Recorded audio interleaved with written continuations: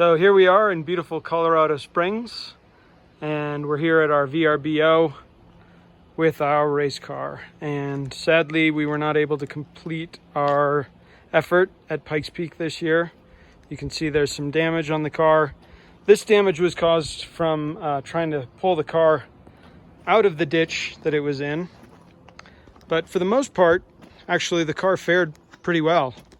You can see all of the damage is right here in the front. So we can see the radiator and the condenser are smashed in.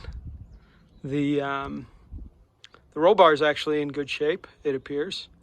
And you can see we've disconnected the steering linkage because the entire steering rack got jammed over to the left side, I think when the wheel hit a tree.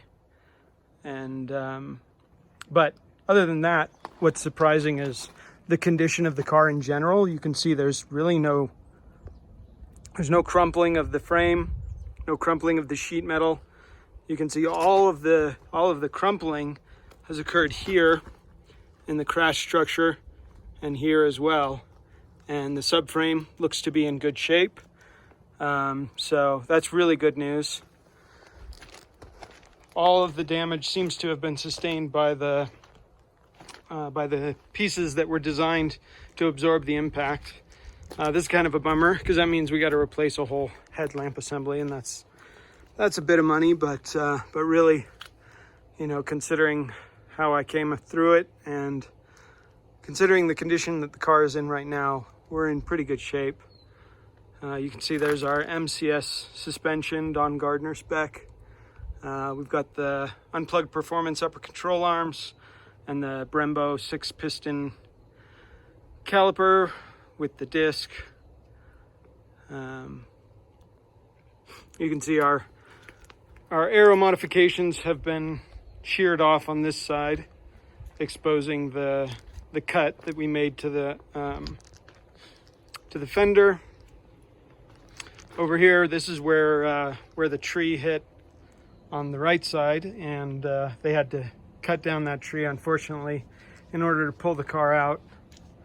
So the suspension seems to be compressed quite a bit here, and we're not sure if that's just because of the car being jacked up in the front, or whether we broke a spring or maybe a control arm, maybe bent the subframe in the rear. We'll have to get it up on the lift to see what's going on.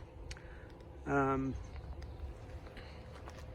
then, of course, you know, what's funny is when they pulled me out of the car, or I should say when I crawled out of the trunk, because the trees were, they were holding the doors closed, this whole area was perfectly fine. Looked like nothing had happened here. And unfortunately, the car couldn't be dragged out of the situation that it was in easily. So they just strapped a chain to the roll bar and pulled it out, and that's the damage that occurred. And that has to be expected if you're taking the car off the course and they have to pull it out. You don't really have a lot of choice in how it's done. So that's the state of the car. We're gonna get it back to LA, and we're gonna